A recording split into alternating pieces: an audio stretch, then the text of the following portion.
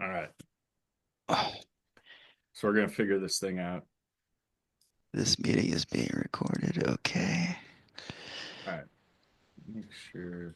I don't know how it's gonna record though, if it's gonna be side by side. Excuse me. Or stacked or whatever. All right. So Nick, let's treat this like a real podcast. This is our first episode. We're gonna post it live, unedited. Unedited. I can't say edited. So um here we are. What's up? All right, so let's start this off. What are your initial reactions? My initial reactions was it was pretty good. Not blown away, but all right. I agree. Wasn't blown away. I thought I mean, my initial reaction, I'm gonna just be completely honest, I was disappointed. Yeah, Uh, there was a whole lot of everything was just left open. Nothing was really answered. yeah. I mean, you got one tidbit of Jod's past that he was supposedly, I mean, all he said that was, I mean, he made it sound like, some Jedi was on the run, supposedly in hiding and found him and trained him in the use of the Force.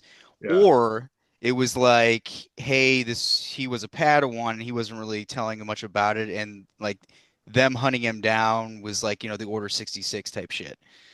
Um, I thought I mean as far as what I liked the hover bike chase. Yeah, that I was dope. I thought that was compared to the Book of Boba Fett hover bike chase. I mean, like I thought the hover bike chase was cool in the not in the first episode. I thought it was cool in this one. It didn't look as good as it did in the first episode, but it was still cool looking. I thought the pirate on the hover ship above, like shooting at him, I thought he looked kind of wonky and like really green screen and Which CGI, one? The main guy, he was like shooting at him from above, in their like ship when they were chasing him on their Oh, hover that bikes. paint, that guy, the one with the spike. Tentacle Yeah, guy, yeah. yeah. Yeah, I thought Or they looked kind of tentacle. CGI and little it didn't look as good. Yeah. Um, but again, I mean, I said this to you before when we were texting, you know, all of a sudden the X-Wings are there after, 5 minutes of making a call. Like I thought that was kind of, that Dude, was I kind of, called that. I knew that was gonna happen. This planet isn't necessarily far off. I mean, you could be right. I have no idea. I have no idea. All she said to kind of make up for it was like she's got a hyperlane route like that, and they'll be there in like two something. I Yeah. couldn't make out what she said.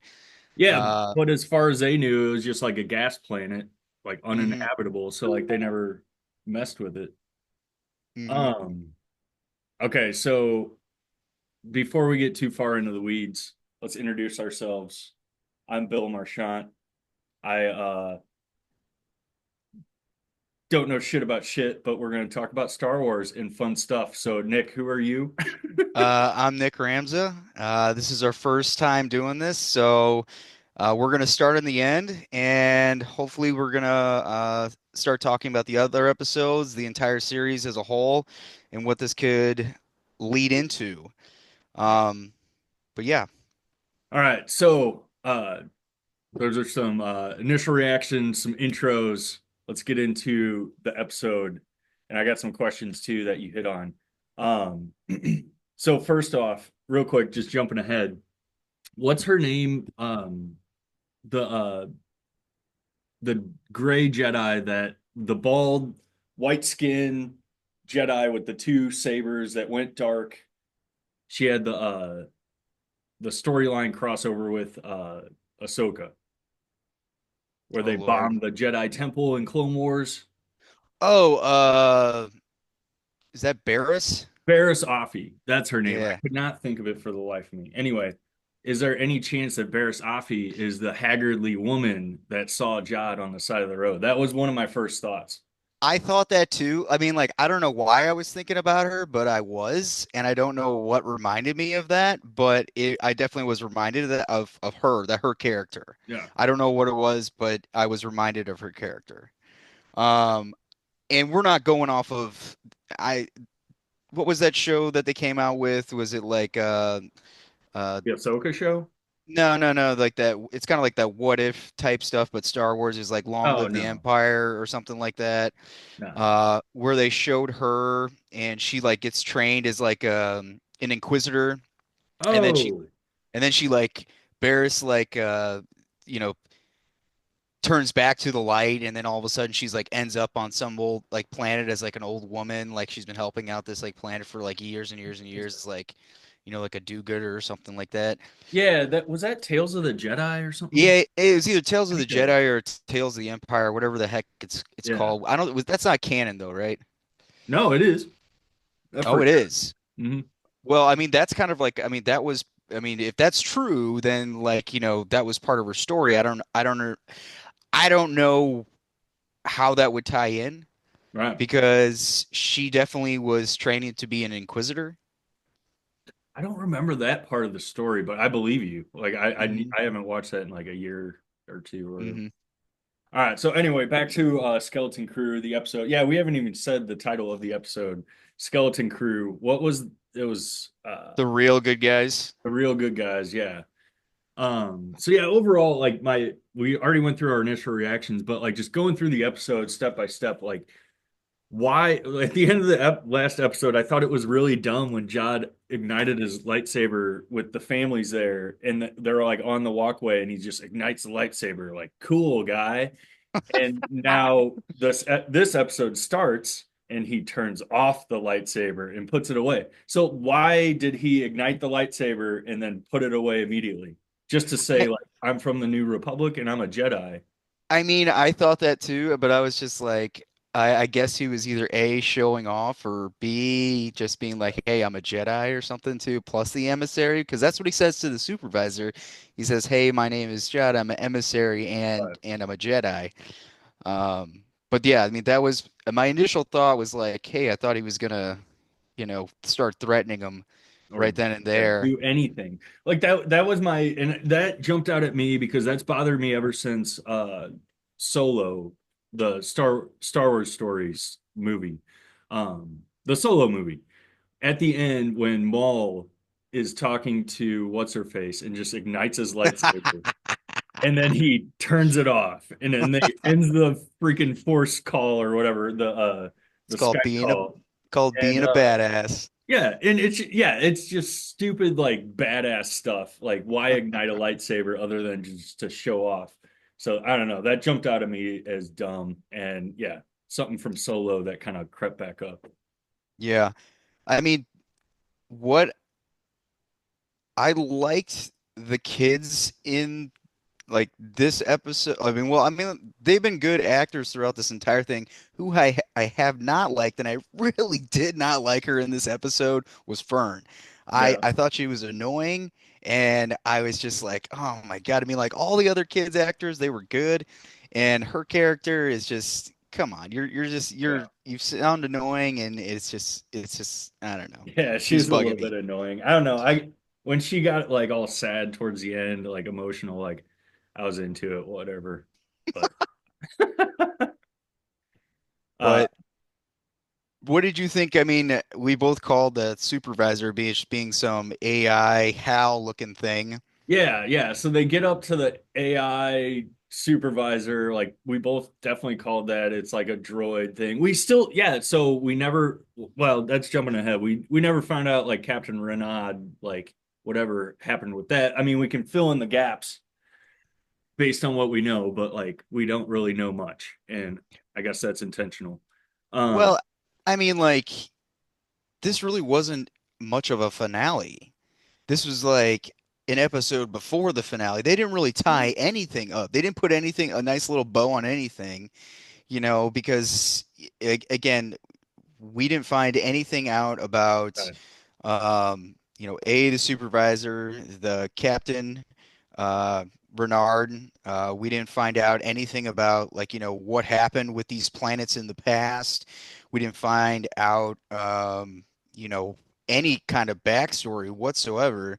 And then there was nothing like an aftermath of, okay, so the Yeah, Republic's here there had to be and survivors on that pirate ship. Like, yeah, going to a couple of my questions, like pirate survivors, like pirate ship wreckage, like that's gonna be like not only like did you just have a pirate ship crash into the suburbs, like which was nuts to kind of watch and think about. Mandy kind of laughed at that. She's like, just imagine like this big massive thing like coming down in the suburbs. But like I thought that was kind of cool. But yeah, like what's gonna happen with all that? And like so Jod is still alive. He was in the tower. Like he was in that like we were led to believe he was up in that tower where the supervisor was, right. and we see the X-Wings flying by at the end. He's alive. Yeah, of course. The AI is not alive. Everybody else is, that worked there as cogs in the wheel is alive. So like what happens now? Like I mean, and that's what kind of pissed me off. I'm just like, yeah, okay, this is supposed to be a finale, but I mean, number it's more of a one, setup than anything. I mean, I guess, but like still, I mean, even with like a season finale, they could have did a little bit more exposition on it. They could have been like, hey, this is like the aftermath of us talking to the Republic, Yeah. um, you know, pilots Right. and And that, yeah, that goes to like I really expect to see Carson Teva, that dude that right. is in the X-Wing, and he's Yeah, been like the connective tissue to all these shows. And for him to not like show up on the ground and just be like exposition dump, right. like that was odd. Like why wouldn't you have like a even a post-credit scene or something like I that? mean, I usually didn't watch the credits because I knew they didn't I do know. them, but this one I did. I Yeah. watched it and there was still nothing there, and I was just like, all right, yeah. Yeah, But it I was mean, cool. It was cool watching through the credits, just going to that, like seeing Wim's 3D pop-up book kind of like come to life, and I want to go through that and rewatch that. But like, yeah, it was super disappointing. No after credits, no like resolution whatsoever. Um, yeah, basically, like we're led to believe like now this planet is open to the rest of the galaxy. There's this new funding source for whoever comes to plunder the next pirates or the New Republic or Thrawn or the Shadow Council. So, with nothing settled in this season, but a lot of things set up, where do you think it goes next, Nick? well, I mean, the way they ended it, I mean, the only thing that comes to mind of like how they would start like the first episode, it's like directly after, what happens directly after that. Like we're still in that scene where they ended the season finale. It's like, okay, this is what happened next. Because it's like I said, there was nothing happened. They just ended it. And it's just like, okay, because usually, like, if you're going to, you know, end a season finale, you do a little bit of exposition at the end, you tie things up a little bit, but you leave a little bit of things open for some, future mystery. With this, they didn't do anything. So to me, this is just screaming, hey, I guess they've already been greenlit for the second season because, I Yeah. mean, all they're going to do is they're just going to start exactly where they left off. But what comes to mind here is okay, so either Jod's gonna like sneak off the planet somehow, or you know, Lord, he gets like arrested, and either That's the kids that's kids my are like, first assumption was that he was going to get arrested by the New Republic, which could take him to any planet really, hmm and connect I him to any other character in the New Republic. I mean the kids are somehow gonna play into this. I don't know if it's gonna be like, testifying that he helped them, or be like, hey, testifying against him, and then something goes wrong, like the Thrawn shows up or something like that. But I mean, you also have to think, they can't put all these credits into their galactic economy because it's just going to tank it. Because I mean, everybody knows if you go ahead and put a gigantic money source into an economy, it's just going to tank whatever that economy Oh, are we paused? is. You know what I mean? So they could just be like, hey, we can't do this. We got to later mount like that. I lost my connection. Do you hear me? Yeah, I can hear you. You froze for just a second. I could still hear you, but Yeah. all right, we're good now though. Yeah, no, I totally get you. Like, I think it would definitely tank the economy. Like, kind of skipping way ahead in the canon timeline, like to the new or the first order era, the sequel era. We had the capital planets get blown up by the first order. They seem pretty wealthy, so it could have led to that as well as the funding of the first order or the funding of Exegol, which is another theory out there on the interwebs about where this treasury plunder goes to. But I Um, mean, I think that's still kind of jumping. I mean, if we're going to say that this is going to fund something, I mean, I put my money into, I mean, what's coming out next? I mean, you have the Mando and Grogu okay, movie. but dude, like, so what I'm saying, like, this planet is like unlimited funds. Like, it literally prints money. Like, whatever that gold ball that was spinning around, like in Yeah, last episode, like there's like unlimited funds. So like I'm not saying like where that immediately I think it's going to Thrawn and the Shadow Council. Like they're gonna come in sure. to the pirates or something and like get some of that fund those get all those credits. But like overall it could ultimately we know ultimately where it's gonna lead. Ultimately Thrawn's Hmm. gonna fail, First Order is gonna rise, Exegol is gonna happen somehow. Um and yeah. So anyway, I didn't mean to cut you off, but No, no, you're right. I feel you. Um, I mean, the only thing that's just leading me to why I think like this is going to have a direct effect on, I mean, I have no idea what the Mando and Grogu movies are going to be about, right. but we do know that there's going to be an Heir to the Empire movie. So wait, Th- wait, wait, wait. We do know a couple things about the Mando and Grogu movie. We Go know ahead. one that Jeremy, what's his name? Jeremy Allen White from uh the Chicago show The Bear. You ever watch The Oh Bear? yeah, yeah, yeah. Yeah. I heard this too. Yeah, Jeremy Allen White is going to be voicing the basically a Hutt character, Rada the Right, Hutt, who is that little annoying right. character in the animated series, Clone Wars. We also know that was just dropped yesterday via Christian Harloff, who I've told you to listen to before. He had the scoop that Embo. Do you remember Embo, the dude with the big hat, the kind of like he's a bounty hunter in Clone Wars. He has a big hat that he like throws like a frisbee and Wait, did Sam Whitmer? I think Dave Filoni actually voiced him because there's Okay, rumors that Dave Filoni is going to voice him now in the I Mando know who you're talking about. Grogu Yeah. movie. Yeah. So Embo is apparently the big villain, or not the big villain, but is the villain in Mando and Grogu, which, kind of like it putting two and two together, basically piecing together what I've heard so far. It sounds a lot like the animated movie, which was, kidnapped Rada the Hutt. You hire some bounty hunters to spring the kid, and in this case, it's gonna be Rada the Hutt being kidnapped again, and then Mando and Grogu having to go save him.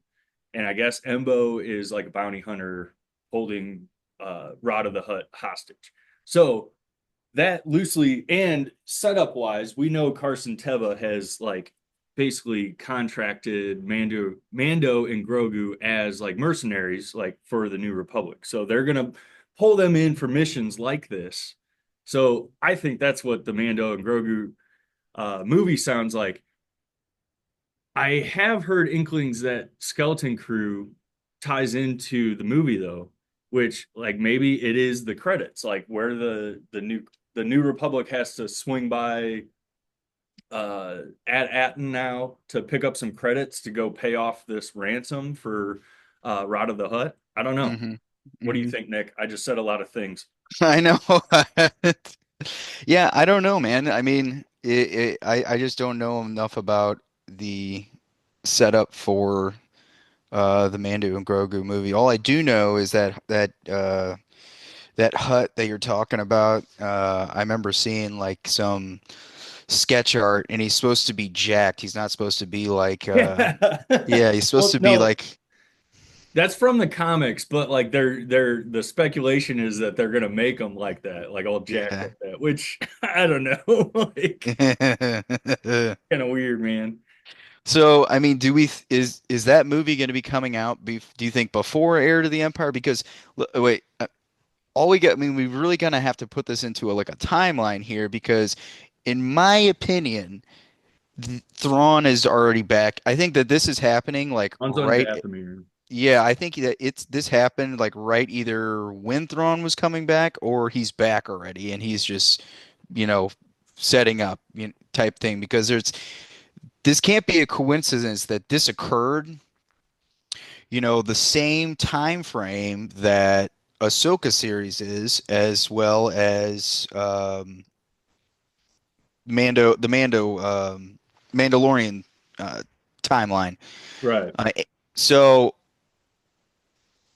in my opinion, I mean, I think that this is supposed to lead to the uprise of Thrawn, and if you're right, I mean the Mando Grogu movie. It's a Um, season 4 of Mando, which is fine. It's a side mission. It's a right. standalone, but it could have tie-in elements. Well, Mando and Grogu are supposed to be in Heir to the Empire too, But yeah, it's supposed to lead to. right? But Filoni's movie is the thing that's going to be the more in line with Heir to the Empire. Hmm. Favreau's movie is the Mando Grogu one. But okay, so let me throw in another thing here. Ahsoka season 2 is coming up, I think, after Mando and Grogu. Hmm. And it has recently, have you heard the news around Hmm. Ahsoka? Did you watch Ahsoka season 1? Yeah. Okay. So Ahsoka season 2 is happening. The uh the news, it's been verified since, but yeah, again, Christian Harloff and then Jeff Schneider from In Snyder that I've told you about too, on Hot Mics released these scoops that I've been listening to these scoop games lately, Nick. Um, Ray Stevenson died, obviously. Oh, you're talking about the guy who's going to replace him, the Hound from Game of Yeah, well, Thrones? that's just Yeah. that's the first bit of news that the dude from Game of Thrones, the Hound, is going to replace Ray Stevenson as that character, Balin Skull. Uh, Other news is that uh, Anakin Skywalker, Hayden Christensen, is going to be heavily featured in season 2 of Ahsoka via Uh, flashbacks or I a saw force that ghost, too. that we assume. And Ewan McGregor is gonna be featured in season 2. So you have two force ghosts potentially.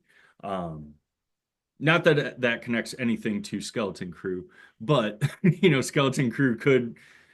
Oh, okay, so my theory on that is that Ahsoka is going to get back to the main galaxy via the world between worlds, which she'll access through some portals that Balin and Shin Hati will lead them to.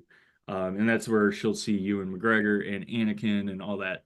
Um, but maybe along the way they run into the Skeleton Crew or Jod or the pirates, and that's the connective tissue. I don't know.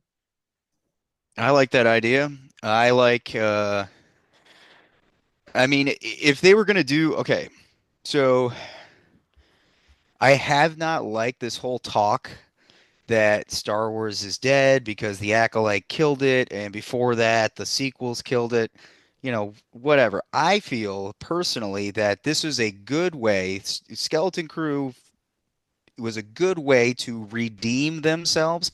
I mean, it was uh, made for kids. It was a kid-like show, but you know what? Adults enjoyed it. I mean, this was a show that I thoroughly enjoyed Yeah, I because like it, this. it, it brought back that feeling that you were missing that these other shows and movies missed on.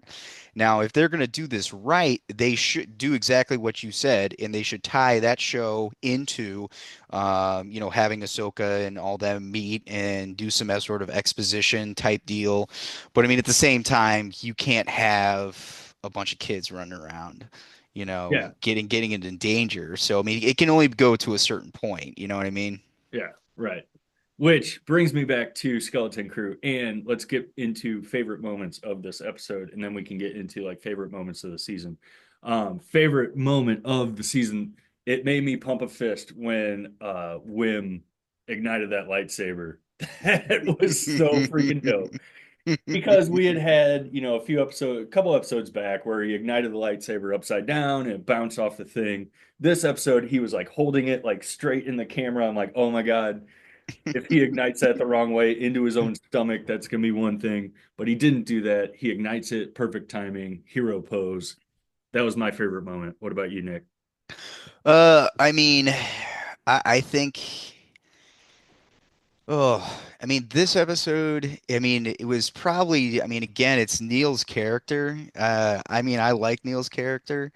Um, I liked how, he crashed, or he got shot down. His hover bike got shot, and then he just like, was like, keep going, I'm fine. And then he knows enough to roll out of the way of the shining the light so they didn't see him, so he can go ahead and sneak off. I mean, like, before he wasn't gonna, his character at the beginning of the series wouldn't have known to do that. He would have just sat there and froze. I mean, it shows like Yeah, a bit that's of a true. character arc for him. And then him, going up on the roof there and remembering to, fire the big old blaster gun at him. I mean, we saw that coming, but at the same time, it was good. I thought his character is, I mean, in my opinion, him and Wim are my favorite characters as far Yeah. as the kids go. And then it goes like KB and then Furnace dead last. But I didn't yeah, I really mean, I go didn't ahead. really like any of the kids, Nick. You didn't like any of the kid actors? I I mean, mean, as no, far no, as no. kid actors go, I thought they were good. I mean, Oh like yeah, the kid actors themselves were great. Just the characters, I didn't like love any of the characters, to be totally honest. Like Neil was all right, but like the more it went on, it's just like, okay, the blue elephant people thing is just like not, it, I don't know. Like like it. so I I could see like sometimes I liked it. Other times I think maybe more often than not, I didn't like it. It was just kind of weird. But I wanted to like it. I like Max Rebo. I like Max Rebo a lot. But what they did with the Neo character in his arc, yeah, I need to rewatch that episode with like a with an appreciation for what Neil goes I through mean, because I mean, I like, was I was and then you cynical about Neil. I was just whatever. and then you check out their little hover bike chase scene. I mean, That like, was cool. That was a sweet I like that, and I mean, because you gotta appreciate, I mean, just the characters themselves, because I mean that's their show. So, I didn't but like the parent characters. I didn't either.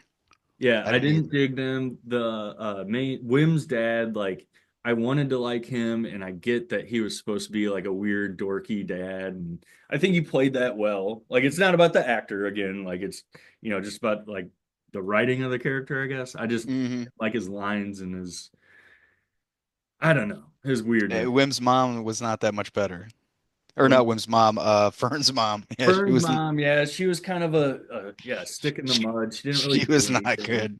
Yeah, and the other parents were just kind of there, like Yeah, whatever. just there. The elephant dad looked like way too mean. It was I like a thought lot he of was. people had theories that he was like the supervisor, like secretly, because like there was an elephant on the mural and like he was an elephant and he was mean in that scene when they like called home and whatnot. And it's like, no, he was just like elephant face. I thought he was the best looking one because I thought he was gonna do something crazy like, like ram somebody like an elephant would do, but no. Right. I thought he was, yeah, I thought he was gonna go hog wild. So what I did think was kind of stupid though is like he just like, stabs the supervisor right through the HAL light, Yeah. um, and all of a sudden all the power went out. I was just like, In typical Star Wars fashion, we've seen that with, oh, we're running out of time. Um, I just got a notification. I think we have 9 minutes left, Nick, in our okay, yeah, I gotta pre-Zoom call. take a test anyway, so So, we'll but finish it no, up and then we'll go. yeah, yeah. What were we just talking about? I lost my train of thought. When he stabbed the supervisor, Hal Light, Okay, yeah. What was my thought there? because the power went all went Oh out yeah, at the so same like time. typical Is Star this Wars fashion, like you have, like with the Separatist ships, you kill the Federation ship and all the droids go down. Like right? that happens. So like whatever, I forgive that. But like my bigger question is like where do we go from here? So like was that AI just in charge of like director of operations? Like, Mm. it's just like making sure everybody's in their places and doing their jobs, but outside of that, it doesn't actually have any control.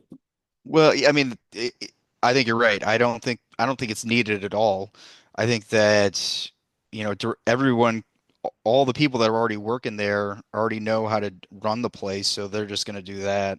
Yeah. Um, but I mean, who knows? I mean, maybe they won't even, maybe they'll discontinue, That was creating my question credits. is, yeah, where, like, if not, like, if it didn't have like a say over the government or anything, one, like, who did have a say in over the government to begin with? Was it just, the founders and then they set up this AI and then it just ran with, the governance?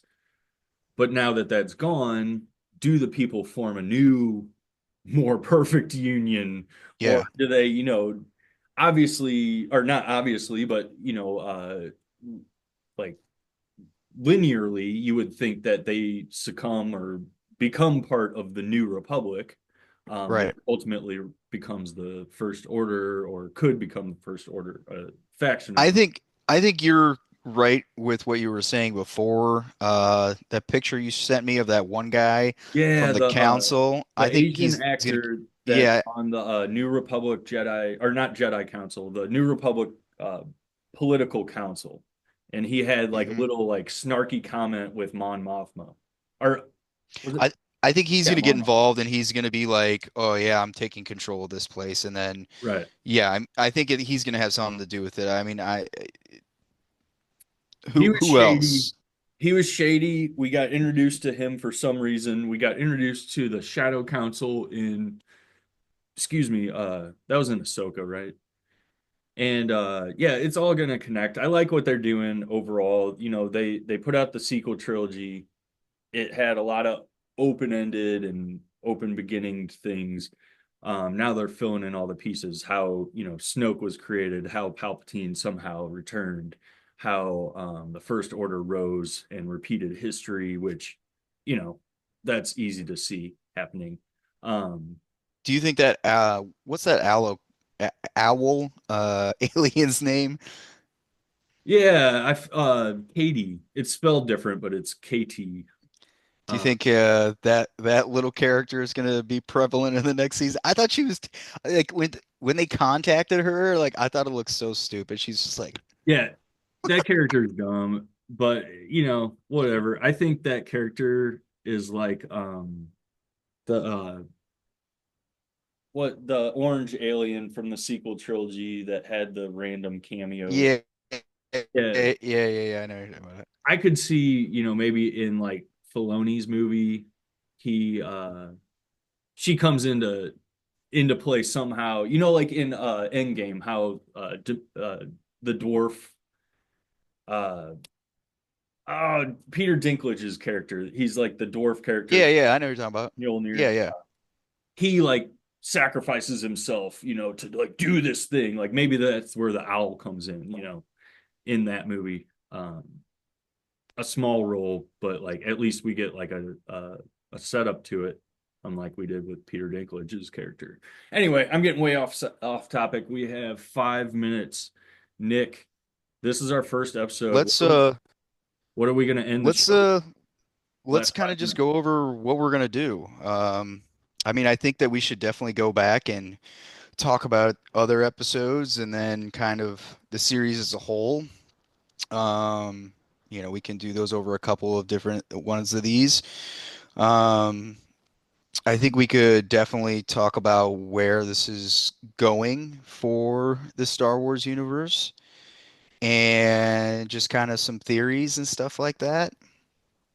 Yeah, and we're not just going to talk about Star Wars too. Like, I want to True. talk. Did you watch Dune Prophecy? No, you only got 2 episodes in, didn't you? Right, yeah, it was pretty boring. I So stopped.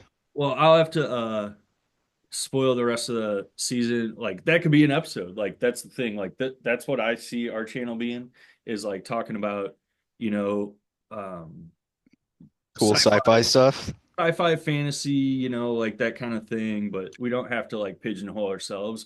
You and Okay. I, Nick, we've watched a lot of movies together over the years. We've watched, uh, uh what's the Fat Camp movie? Oh, heavyweights. Heavyweights, yeah. We could do an episode on heavyweights. Who knows? Um, but yeah, like yeah, I can go through Dune Prophecy. That was kind of shit, but um yeah, there's a bunch of stuff that's coming up. Superman, we had talked about maybe covering the trailer or the upcoming events for that. We can talk Uh, about Creature Commandos. Creature Commandos. Let's cover that real quick. We got 3 minutes left. I I loved it. I freaking loved it. And last night I actually played Mandy and I were just flipping around. It was like 9 o'clock ish, and she's just like, "What's your favorite episode of Creature Commandos?" And I was like, "Huh?" It was like one of those moments, like, you want to watch something that I like? And we watched episode 4, the Weasel episode, and then I went straight to the finale, which was actually a better watch. You can kind of skip episodes 5 and 6. They don't Hmm. totally matter, but you do get some backstory stuff. Anyway, it's phenomenal. Like getting endeared to a crazy-eyed weasel character and then like seeing that pay off at the horrific, or not horrific, but the tragic death of Nina, who you had just come to know, and like just feel it for that character. I hope that character could come back to life, but in a future installment, but I actually don't hope that I hope that doesn't happen because that would undermine, the tragic death. Hmm. Nick, what do you think? Creature Commandos takeaways. I mean, we're gonna have to do some episodes on it because I have a lot to say about it. It relates kind of exactly to why I like Skeleton Crew. Like I said this to you at the beginning, it's the musical score and the way they did Yep. Creature Commandos as well as in Skeleton Crew that Skeleton like Crew. sets us apart, sets Mhm. them both apart. It really does. But yeah, we'll talk about them. You know, I have a lot of good things to say about Skeleton Crew. I have a lot of good things to say about Creature Commandos and what makes them good shows. Yeah, man. So, all All right, right. buddy. Yeah. Everybody watching, thank you for watching Nick and Billy's first podcast ever. Uh, Nick, I have an idea for a name, a couple of ideas for names, but we'll kick those around. Don't forget to like and subscribe. I think that's what everybody says. And we will hopefully be back for podcast number 2. Oh, we will. See you All right. later. Nick, give us a sign off. What's your sign off? I don't have that one right All right. now. See you later. Peace.